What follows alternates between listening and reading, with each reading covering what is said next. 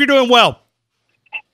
Good afternoon, Ryan. How are you this afternoon? Hey, I'm doing great, man. And I was just thinking, we're always on Mondays with you, right? Mondays is always True DeArmond Day here on the game.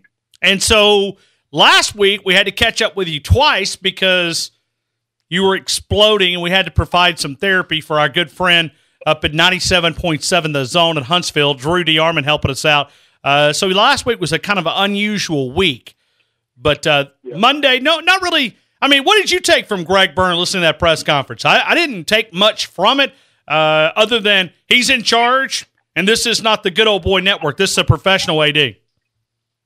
Well, I can tell you this. It's not every day that you lose to Norfolk State in the MEAC. So certainly I think a lot of people were in position to vent. But, I thought Greg Byrne handled it like the professional that he is. I knew there would be no search firm hired. He would be the search firm. He's done this many times. He did it at Mississippi State. He did it at Arizona. So he's had to make hires in the Big Three before, and then and he's already had to make one at Alabama in baseball, and I think that one's on the right path. So I thought he handled it very well. I thought he laid out the criteria. Now, with some of the criteria he laid out, including having to take into account the reputation of the University of Alabama, I think that probably eliminates Rick Pitino. I know that's his name has been prominent the last few days in the search, and certainly I think Rick is a Hall of Famer and one of the best to ever do it. He won a national championship in 1996 at Kentucky, in 2013 at Louisville. But in the last 5 years, he's been popped a couple times, including within this FBI situation. And I just don't see Rick probably being a fit in Tuscaloosa. I do think Rick would be very interested in the Alabama job. I think he wants to get back on the biggest stage in college basketball. He's now coaching in Greece because of that situation and getting dismissed from Louisville. Coaching searches are about timing. 3 or 4 years ago, he would have been untouchable, much like a Coach K, much like a Tom Izzo, John Beilein at Michigan. You're talking about guys who are championship caliber head coaches, Roy Williams, Bill Self. But he's out there right now. But I just think that's going to be a tough sell. I know Auburn did it with Bruce Pearl several years ago. They were in a desperate situation. Alabama's in a situation where I think this is the most crucial hire since Nick Saban took over the football program in 2006. But I will say, I think Greg Byrne is one of the best ADs in the country, and him being in charge of this search, I think he's going to do a great job. I'm very confident that he's going to bring an outstanding basketball coach to Tuscaloosa. Well, and think about the public searches, okay? Like I said, I went into, when we went on the air with the opening monologue, I pretty much said that this was not going to be the good old boy network where you follow every single move that he makes. Greg Byrne's not going to translation still battle. Yeah, but you're not going to. But you're not going to. Greg Byrne is too. He's a professional AD. He gets this. This has been his life for many years. So he's not going to make those different changes and those different moves. So as he said, the next time you'll hear from me, I'll be announcing my, the head coach of the University of Alabama. So right now we're just throwing it up on the wall and see if it'll stick. And right now, everybody's got a list. I mean, Drew, you probably got 7 or 8 names you'd like to see. But it's your list. It's not Greg Byrne's list, right? Exactly. I've been asked that question 50 times in the last few days. And I always, my caveat when I send it is, they're like, well, who do you think he's going to hire? And I'll be like, this is my personal list. Because Greg Byrne, what he said today, I've already talked to people that know him well, and that have spoken with him on and off the record. He always says that if you see some report that, according to sources, this guy's a candidate for the job, then he must not want the job. Sure, right. He's going to keep it close to the vest. As you said, unless you hear it from me, then don't pay the report much credence. And so that's kind of what you have to do in these searches. You kind of grab bag and you guess a little bit with guys that are out there that you think would be a good fit at the University of Alabama. But I thought it was also interesting what Greg Byrne said in one of his comments today, is he said, you never know who may come up on the radar.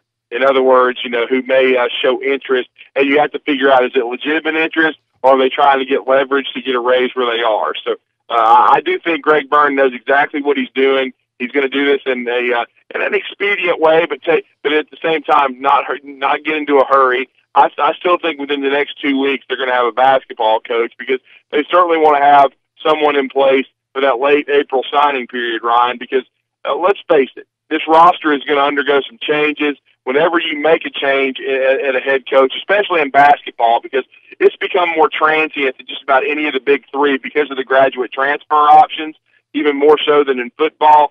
There are going to be guys on our Alabama's current roster, and of course guys that are on others that could possibly come to the University of Alabama. So this roster is going to be a lot different next year. It's going to be a culture change. So this is going to be a definite transition year in year one. So you want to hit the ground running. You want to recruit. Trendon Watford-Spector is out there, the top unsigned player in the state of Alabama. Going to be, I think, a two-time Mr. Basketball. Plus, there could be other options. And, of course, we may have even seen the last of Dazon Ingram. He put up a cryptic post on his Instagram account, about maybe being out of Tuscaloosa. He's a graduate transfer. So the new coach has to come in, get a lay of the land of his own roster, and then see maybe what tweaks he can put in place himself. Now, do you know if the Dazon Ingram was a turnover tweet or an Instagram post, or do you know if it was just a standard Instagram post? Do you know that? Yeah, that's a good point, Ryan. I maybe it was an accidental.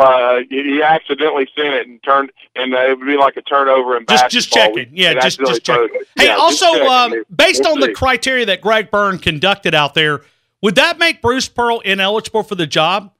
I mean, I'm not saying that. I'm not saying that he would be a candidate, but based on the Greg Byrne criteria, Bruce Pearl would not even be qualified for this job, right?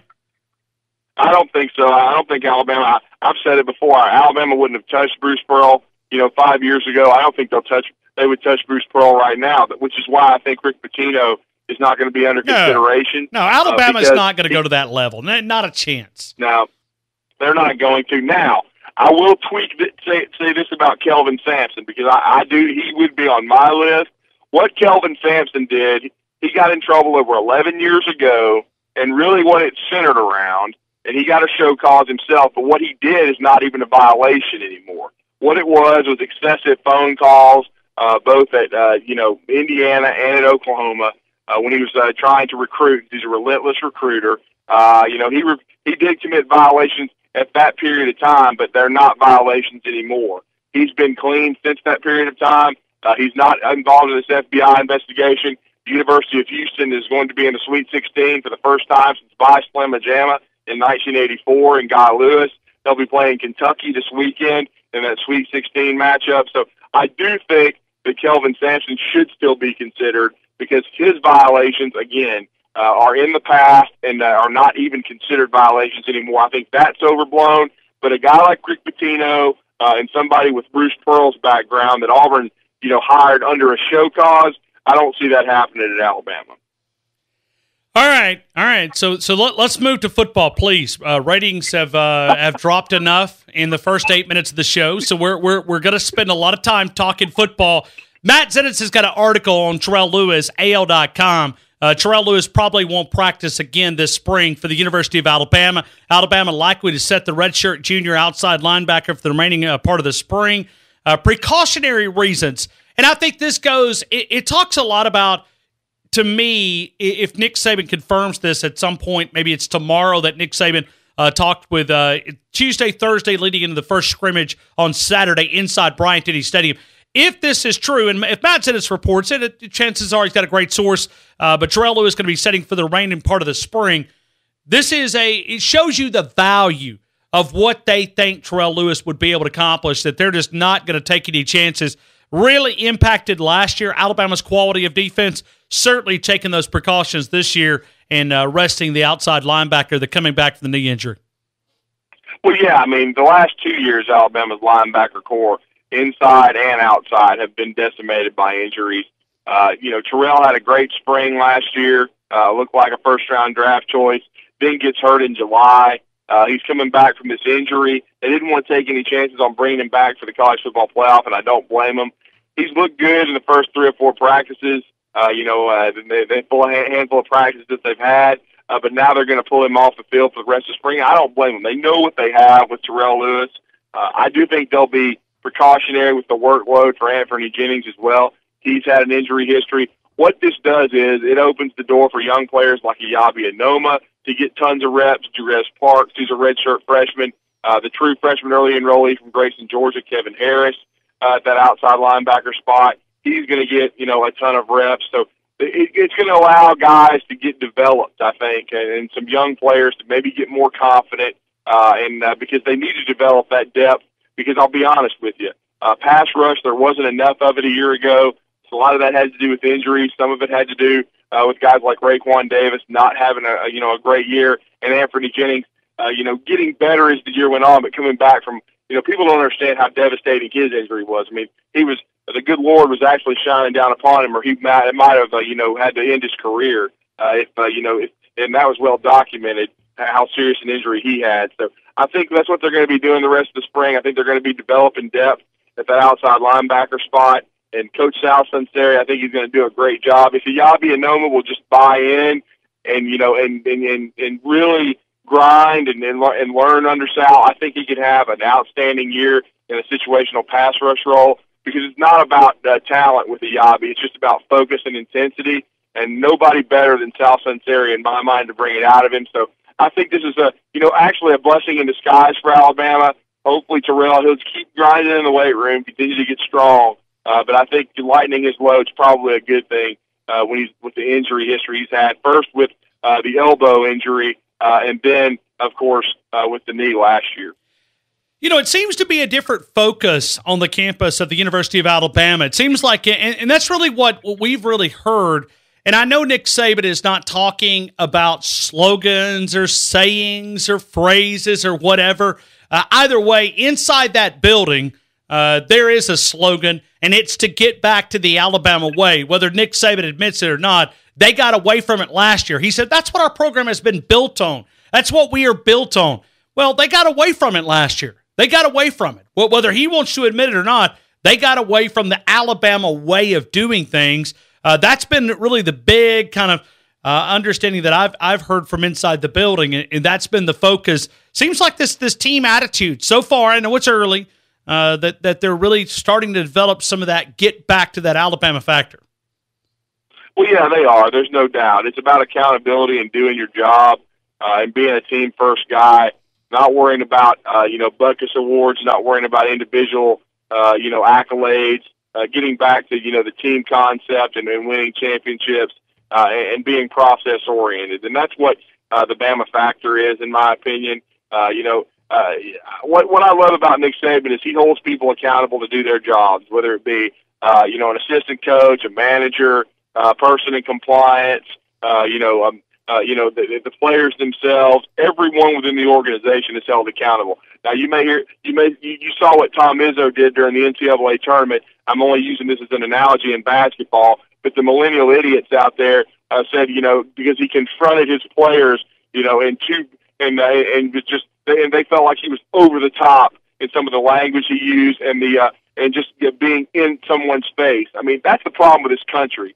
People are not held accountable for what they do, and that's what Nick Saban does. He holds everyone accountable within the organization, including the players, and that's what he wants to get back to. He wants to get back to not worrying about, yourself, worrying about the team and sacrificing for the team. And I think he made a comment about Alex Leatherwood that I thought was interesting, as he said Alex Leatherwood, sacrificed last year to play out of position at right guard, and now is moving back out to left tackle where he's more comfortable. Going to be a lot of fun watching down to this first day of spring.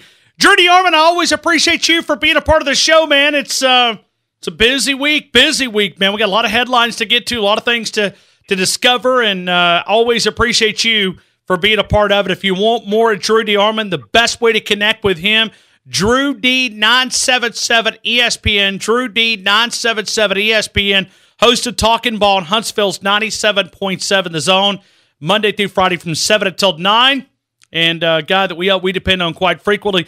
Drew, hopefully this is not going to, we're not going to have like an emergency segment on Thursday this week. I mean, hopefully it's kind of calm. And I don't expect, I believe Greg Byrne's right. I believe when the next time you hear from him, he's going to be announcing a coach. That's what he said. Yeah, he will. Yeah, I agree. I think that's the next thing you hear from Greg. When you see the smoke signals coming from the Malmore building and the University of Alabama, could that be by the end of this week? Maybe, but I tend to think it may not be until next week. But just in case, he may find the man and put him in place. Maybe we'll talk again, talking about a new era in Alabama basketball. But until then, we got a scrimmage coming up this coming Saturday. That's when the rubber meets the road for Alabama football. So a lot of anticipation coming this weekend for Alabama, both hiring a basketball coach and with the football team. This is the best part of spring, when these guys get a chance to perform in game-like conditions. And so there's going to be a lot to talk about in the next several days at the University of Alabama. Always enjoy it. No doubt. Drew, have a great week, man. Thank you, sir, for being a part of the show. Thank you.